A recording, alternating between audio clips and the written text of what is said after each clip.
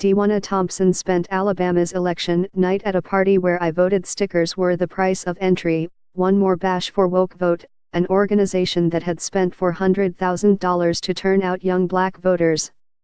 Thompson, a Birmingham native, had joined Woke Vote's Get Out the Vote drive when it looked impossible for Democrat Doug Jones to win. On Tuesday, surrounded by cheering black voters, Thompson watched Jones pull it off. "I was without words," said Thompson. "It was reminiscent of the night we elected Obama. People did not believe it could happen, and then, suddenly, it did." The Alabama race, like last month's elections in Virginia, saw Democrats outperform expectations and polling thanks to a surge of non-white voters. A year that began with hand-wringing over President Donald Trump's victory ended with routs and upsets powered by the party's most loyal supporters. Democrats in Alabama and elsewhere spent Wednesday thanking black voters and studying what had been so successful in getting them to the polls.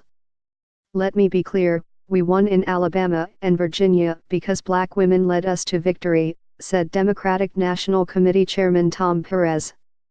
"Black women are the backbone of the Democratic Party, and we can't take that for granted. Period."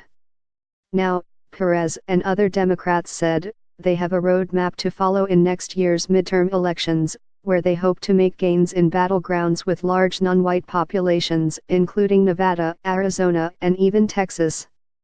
Perez highlighted the DNC's quiet strategy in Alabama, a $1 million investment in millennial and black voter turnout that was not advertised until the election was won. That was just one of the efforts that paid off for Democrats in Alabama, where new third-party groups including Woke Vote and Black PAC engaged in weeks of voter persuasion and targeted messages. "They are underneath the radar, and that's why they work so beautifully," said Cornell Belcher, a pollster for Barack Obama's presidential campaigns who has warned Democrats that younger black voters feel taken for granted. "They didn't just come in at the end and treat black voters like get-out-the-vote targets. They treated them like persuadable voters. They actually engaged on the top issue for African American voters, which is criminal justice reform. And they didn't dance around the issue of police brutality. Everything came together in Alabama, from the unique appeal of Jones, a man who had prosecuted Klansmen and served on the board of Birmingham's Civil Rights Museum, to Moore's gaffes about slavery and felon voter rights restoration. On Election Day, voter turnout in Alabama's Black Belt was as high as 75% of normal presidential election turnout.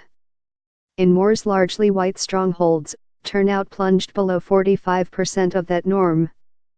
Democrats' opportunities had largely come from Moore, who never recovered from allegations of improper sexual conduct with teenage girls.